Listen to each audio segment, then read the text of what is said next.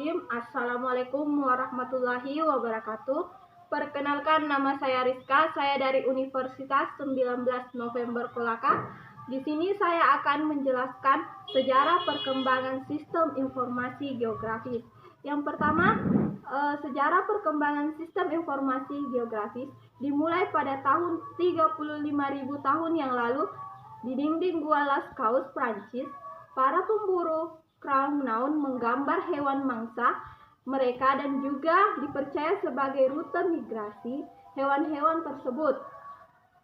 Catatan awal ini sejalan dengan dua elemen struktur pada sistem informasi geografis modern sekarang ini. Pada tahun 1700-an, teknik survei modern untuk pemetaan topografis ditetapkan, termasuk juga versi awal pemetaan tematis, misalnya untuk keilmuan atau data sensus. Pada awal abad ke-20 memperlihatkan pengembangan litografi foto di mana peta dipisahkan menjadi beberapa lapisan. Pada tahun 1967 menetapkan awal perkembangan sistem informasi geografis yang bisa ditetapkan di Ottawa, Ontario oleh Departemen Energi Pertambangan dan Sumber Daya Alam.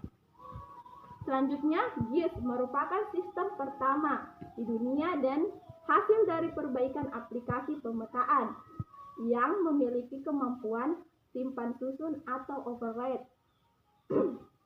Perhitungan pemindaian mendukung sistem koordinat nasional yang membentang di atas benua Amerika.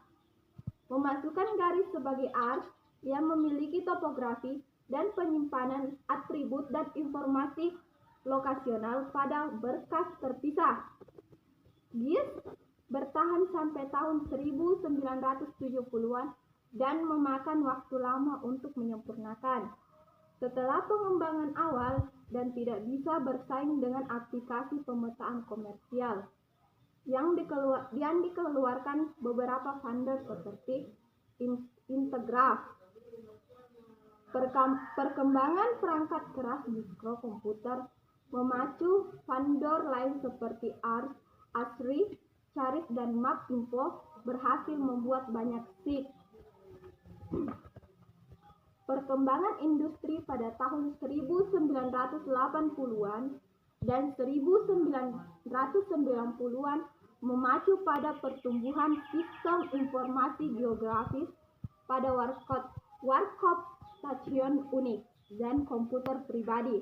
Indonesia sudah mengadopsi sistem ini sejak Pelita Kedua ketika LIPI mengundang UNESCO dalam menyusun kebijakan dan program pembangunan 5 tahun tahap kedua, yaitu pada tahun 1974 dan pada tahun 1979 dalam pembangunan ilmu pengetahuan, teknologi, dan riset. Jenjang pendidikan SMU atau Senior Life School memiliki kurikulum pendidikan geografis atau sistem informasi geografi dan penginderaan jauh telah diperkenalkan sejak dini. Universitas Indonesia atau UIS yang membuka program diploma sistem informasi geografi ini ada D3 penginderaan jauh, diploma sistem informasi geografi. Ini ada Fakultas Geografi Universitas Gadjah Mada tahun 1999, sedangkan jenjang S1 dan S2 telah ada sejak tahun 1991 dalam jurusan kartografi dan penginderaan jauh. Selanjutnya, penekanan pembelajaran pada analisis spasial sebagai ciri geografi. Sejauh ini sistem informasi geografi berkembang hampir semua universitas di Indonesia melalui laboratorium, kelompok, studi atau diskusi maupun mata pelajaran. Baik, selanjutnya saya akan menjelaskan tentang komponen sistem informasi geografi. Komponen sistem informasi geografi dibagi menjadi 3. Yang pertama, perangkat keras atau hardware. Perangkat keras dalam sistem informasi geografis adalah perangkat-perangkat fisik yang merupakan bagian dari sistem komputer yang mendukung analisis geografi dan pemetaan. Yang kedua, perangkat lunak atau software.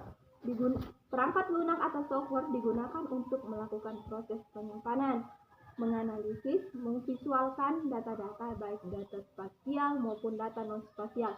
Yang ketiga, data. Data dalam komponen SIG ada dua, yaitu data prinsip data dibagi menjadi dua, yaitu data spasial atau data gambaran nyata, di mana di sini data gambaran nyata menggambarkan suatu wilayah yang terdapat di permukaan bumi. Yang kedua, data non-spasial. Data non-spasial ini adalah data yang digunakan pada komponen sistem informasi geografi. Data yang berbentuk tabel, di mana tabel tersebut membentuk informasi yang dimiliki suatu objek spasial. Yang keempat adalah manusia. Dalam komponen sistem informasi geografi, manusia merupakan inti elemen sistem informasi geografi atau SIG karena manusia adalah perencana dan pembentuk sistem informasi geografi. Selanjutnya saya akan membahas tentang manfaat SIG. Manfaat SIG yang pertama itu dari manajemen tata guna lahan.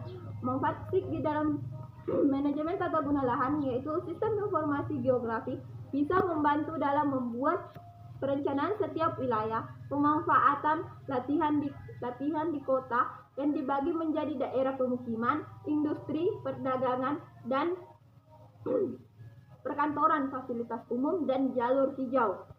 Yang kedua, infiltrasi atau sumber daya alam, di mana infiltrasi dan sumber daya alam ini digunakan untuk mengetahui persebaran beberapa sumber daya alam. Yang ketiga, pengawasan daerah bencana alam. Di sini pengawasan daerah bencana alam yang bertujuan untuk melihat luas bencana alam. Yang kedua, memprediksi ketinggian dalam suatu banjir. Yang keempat, bidang perencanaan kota dan wilayah. Dalam bidang ini, manfaat SIG digunakan untuk di bidang sumber daya alam, di bidang perencanaan ruang, di bidang manajemen, di bidang pariwisata, di bidang transportasi, di bidang sosial dan budaya, di bidang telekomunikasi, di bidang ekonomi, bisnis dan marketing, di bidang perpajakan, di bidang militer, di bidang kesehatan, di bidang universitas. Selanjutnya, di sini saya akan membahas tentang fungsi sistem informasi geografis. Adapun fungsi sistem informasi geografis yang pertama, melakukan sejumlah operasi atau perhitungan dapat dilakukan melalui sistem informasi geografis. Yang kedua, display atau layar pada warna, ukuran, bentuk, dan lain-lain. Yang ketiga, kompilasi atau data basis non-spasial. Yang keempat, overlay. Yang kelima, burning atau membuat zona, buffering, radius, dan objek. Yang keenam, memperbaiki atau mempertahankan data atau tayangan tabel. Yang ketujuh, membuat hubungan-hubungan keruangan. Yang ke-8, membuat peta-peta tematik dan peta orahan. Baik, itu saja materi yang dapat saya sampaikan. Lebih dan kurangnya mohon dimaafkan. Wassalamualaikum warahmatullahi wabarakatuh. Lagi.